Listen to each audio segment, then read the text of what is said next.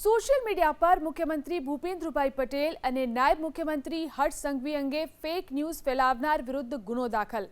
Ahmedabad crime બ્રાન્ચે મુખ્યમંત્રી અને નાયબ મુખ્યમંત્રીની પ્રતિષ્ઠાને હાનિ પહોંચાડતી ખોટી પોસ્ટ કરનાર પવન ત્યાગી નામના એક્સ એકાઉન્ટ ધારક વિરુદ્ધ ગુનો દાખલ કર્યો। પવન ત્યાગી નામના સોશિયલ મીડિયા એકાઉન્ટ ધારકે પોતાના એકાઉન્ટ પર નાયબ મુખ્યમંત્રી હર્ષ સંઘવીને મુખ્યમંત્રી અને ભૂપેન્દ્રભાઈ પટેલને રાજ્યપાલ બનાવશે તેવી ખોટી પોસ્ટ કરી અને અફવા ફેલાવી હતી। ક્રાઇમ બ્રાન્ચે આરોપી વિરુદ્ધ બીએનએસ અને આઈટી એક્ટની અલગ અલગ કલમો હેઠળ પવન ત્યાગી નામના શખ્સ વિરુદ્ધ ગુનો નોંધી કાયદેસરની કાર્યવાહી હાથ ધરી છે। પવન ત્યાગી નામના એક્સ એકાઉન્ટ ધારક વિરુદ્ધ ગુનો દાખલ કર્યો।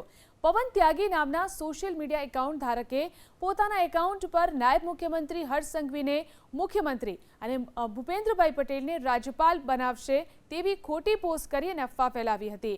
ક્રાઇમ બ્રાન્ચે આરોપી વિરુદ્ધ બીએનએસ અને આઈટી એક્ટની અલગ અલગ કલમો હેઠળ પવન ત્યાગી નામના શખ્સ વિરુદ્ધ ગુનો નોંધી કાયદેસરની કાર્યવાહી હાથ ધરી છે।